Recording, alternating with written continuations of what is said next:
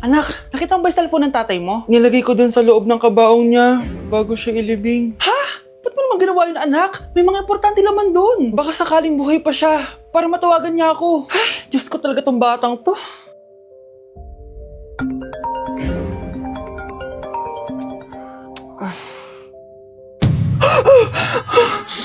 Matawag si tatay. Nay, kailangan natin pumunta sa sementeryo. Tumawag sa akin si tatay. Anak, pwede ba? Wala akong oras makipagbiruan sa'yo. Marami pa akong tatapusin trabaho. Pero nay, pag di ka pa tumigil, kukunin ko yung cellphone mo. Tay, sumagot ka. Alam kong buhay ka. Sa lahat ng pwede kong makita, ikaw pa talaga. Jessica, tinatawagan ko lang tatay ko. Nababaliw ko na talaga, no? Patay na tatay mo, di ba? Baliw. Hindi, buhay siya. Ito tandaan mo. Kapag hindi ka pa tumigil sa kabaliwan mo, susunod ka na sa tatay mo. Sinabihan akong baliw ni Jessica tapos sinaktan niya ako. Totoo naman, di ba? Nabuhay ka. Anak, nabalitaan mo na ba? Ha? Ang alin, Nay? Patay na si Jessica. Natagpuan siyang walang buhay dyan sa may ilog. Ano? Ay, Diyos ko, kawawang bata. Tay, sumagot ka na please. Ikaw!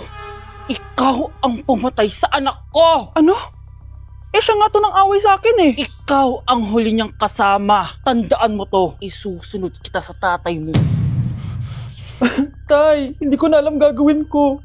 Sinisisi ako ng nanay ni Jessica sa pagkamatay ng anak niya. Natatakot ako. Anak, yung nanay ni Jessica. Oh, bakit nay? Pinatay daw. Binitin sa may puno. Ano? Nakakatakot na dito sa barangay natin, anak. Sinong pumapatay sa kanila? Nay, may tao. Sino po sila? Magandang araw po. Ako po si Detective Jason. Ako ang may hawak sa investigation case sa pagkamatay ni Cheska at ng kanyang nanay. Bakit kayo nandito? Dahil dito.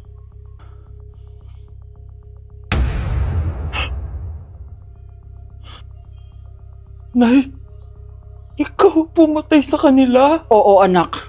Narinig ko lahat ng mga sumbong mo sa tatay mo. Cellphone ni tatay. Pinangako ko sa tatay mo bago siya mamatay na poprotektahan kita. Kahit makapatay man ako ng tao. Sumama ka sa akin, ma'am, para ma-interview ka namin. Tandaan mo to, anak. Kahit nasa kulungan ako, poprotektahan kita. Tumawag ka lang. Umamin ka nga sa akin, Brianna. Bakit ang daming pera ng wallet mo? Hindi ko po alam, Your Honor. Nangupit ka sa akin, no? Your Honor, i-double check ko lang kung totoo yung sinasabi niyo. Anong Your Honor? Nanay mo ko. Nagsasabi na ito? Anay, alis lang ako. At saan ka na naman pupuntang babae ka? Sa boyfriend ko po, Your Honor. Your Honor, saka din eh. Bawal na umalis, gabi na. Gusto ko siya makita. Gusto ko makita sa mata niya na nasabihin niya sa akin, mahal niya ako. Gusto mo ito makita mo? Joke lang, Your Honor. Anak, nakausap ko yung teacher mo kanina at sabi niya, hindi ka daw pumasok ng school? Di po totoo, Your Honor. Your Honor. Pati ikaw? Nag-aral. Ako kanina, baka di niya lang ako nakita kasi nasa farm ako. Ha? Anong farm pinagsasabi mo? Anak, ba't dila ka ng dila? Butiki ka ba?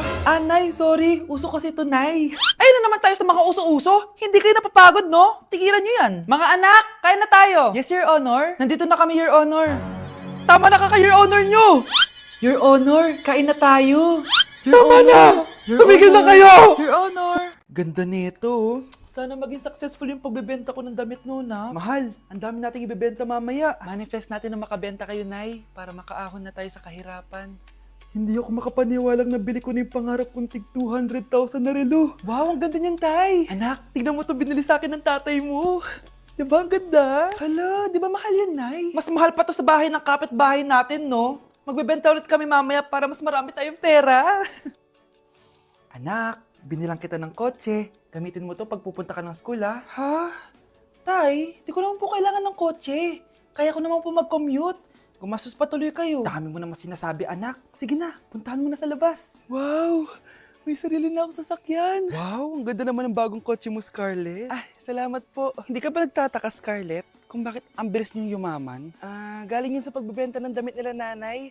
Ang dami na nga nila mamahaling gamit ngayon eh. Sure ka ba? Na damit lang ang tinitinda nila?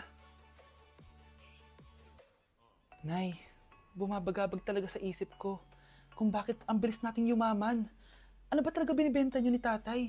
Ano ka ba, anak? Malaki talagang kita sa pagbebenta ng damit. Pero, Nay... Wala nang pero-pero. Hindi ka ba masaya, anak? Na mayaman na tayo?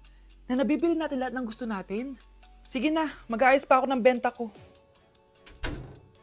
Mahal, nakauwi ka na ba?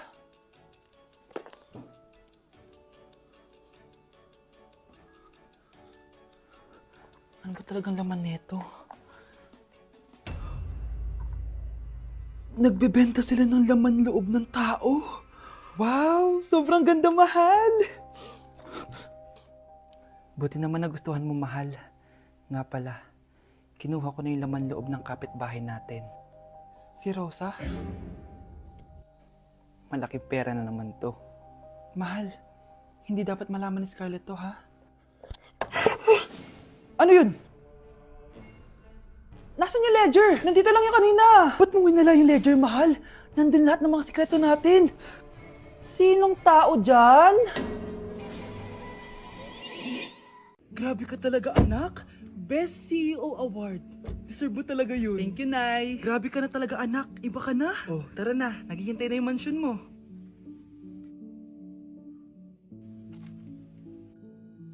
Hoy, ikaw. Wala ka mararating sa buhay. Alam mo kung bakit? Kasi mahirap lang pamilya mo. Ang malas mo naman, pinanganak ka mahirap. Akala mo ba makakaahon kayo sa kahirapan sa pag-aaral mo?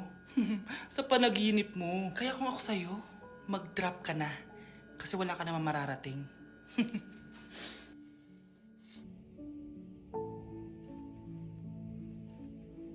Tara na, Nay. Para kang tanga, babe! Hoy, anak! Kumilos ka nga! Ang tamad-tamad mo! Mamaya na lang, Nay! Di ka pa alam mo nandito, ha? Ikausap ko pa boyfriend ko! Ayaw mong sumunod sa akin, ha? Meron akong magic remote dito. Pag pinindot ko to, susunod ka sa akin. Di naman gagana sa akin yan, Nay! Talaga ba? Magwalis ka! Ano nangyayari sa akin? Ano nangyayari? Deserve! Mag-aaral ka ng maayos. Nay, 99 po yung grade ko sa school.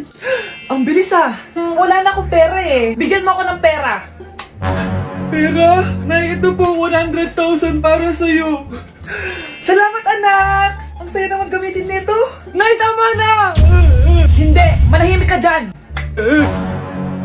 A few moments later. Hala, ang cute. Anak, tignan mo ang cute ng baby oh. Opo, cute nga. Parang gusto ko na rin ng apo. Napindot. Nay, ito na po yung apo nyo. Mama. Babe, matutulog na ako, ha? Bakit ka matutulog? Sabi na eh, may kabit ka no? Babe, inaantok lang ako. Umamin ka na! Siguro nakikita kayo nakabit mo doon sa palaginip mo, no? Siguro may mga anak kayo doon. Masaya kayong pamilya. Tapos ako walang kaalam-alam. Babe, huwag kang matutulog. A few moments later. Babe, skincare lang ako, ha? Skincare. Sige lang. Tapos popogi ka lalo. Tapos may magkakagusto sa'yo. Tapos papatulan mo kasi mas maganda siya sa akin. Tapos magkikipaghiwalay ka sa akin. Babe, ano ba? Tapos di ako mabubuhay na maayos. Magkakasakit ako. Mamamatay ako. Nay, pupunta po yung boyfriend ko mamaya. Talaga anak? Sige, paghahanda ko kayo. Sige po, Nay. Excited na ako makita boyfriend ng anak ko. A few moments later. Anak, pupunta din pala yung boyfriend ko mamaya. Tamang-tama, makikita na silang dalawa ng boyfriend ko. Nakaka-excite naman, anak. Wait lang, tuwaan ko si Kenneth. Kenneth, bakit ka pangalan ng boyfriend ko? Baka nagkataon lang. 1 hour later. Tao po. Nay, nandito na po yung boyfriend ko.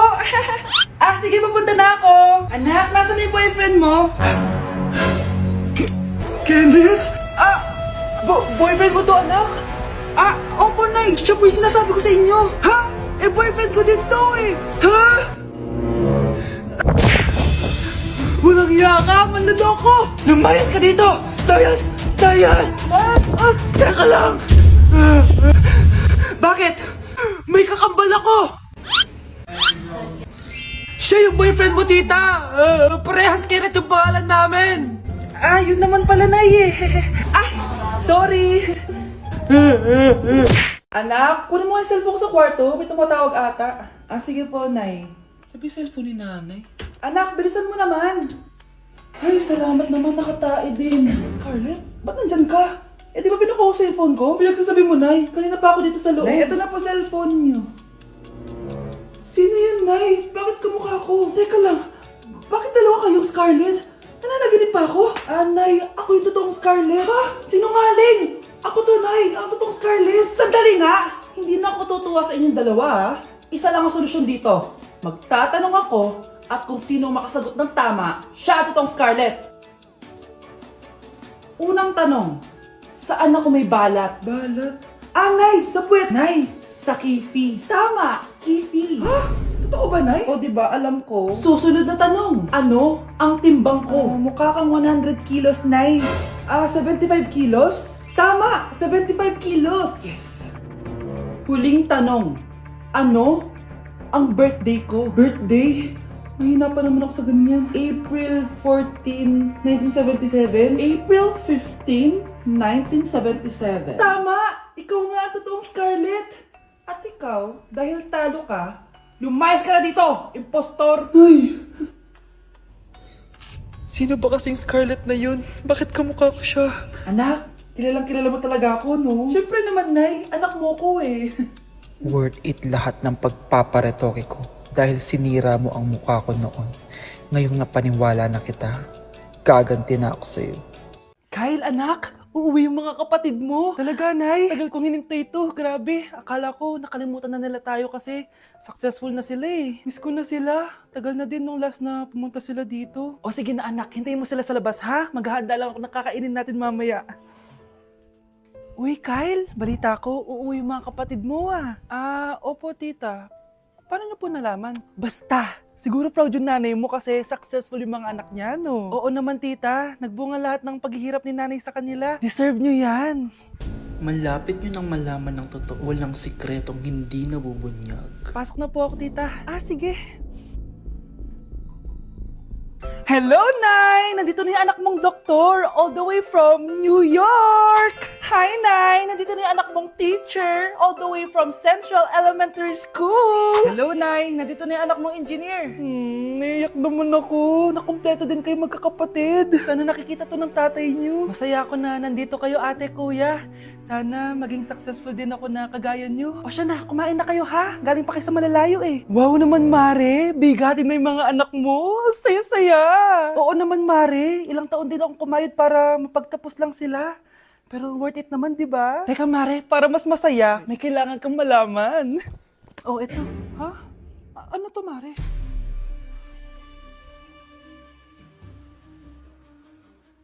Nay, bakit po? Mga sinungaling kayo? Paano niyo nagawa sa akin to, ha?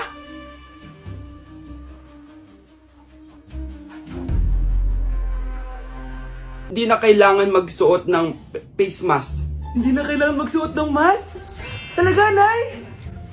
Hay, salamat wala ng mask! Ibalik mo yan! Ibalik mo yan! Ang baho ng hininga mo! Grabe naman kayo, Nay! Grabe! Kailan pa yung last toothbrush mo? Last toothbrush? Bago pa mag-pandemic. Bago mag-pandemic? Nakikita mo to? Libre lang gumamit dito. Toothbrush din, be. A few moments later. Oh, saan ka pupunta? Anay, makikipag-date lang ako sa jowa ko. Makikipag-date? Hindi na kailangan ng mask, tanggalin mo na yan. Pwede nang tanggalin yung face mask? Sarap sa feeling. May sakit ka ba, anak? Baka ma-turn off sa'yo yung kalit mo. Hi, babe. Excited na ako kasi first time natin mag-date. Excited na rin ako, babe. Pero tanggalin mo na yung mask mo. Hi, babe. Uwi na ako. Biglang sumakit yung tiyan ko.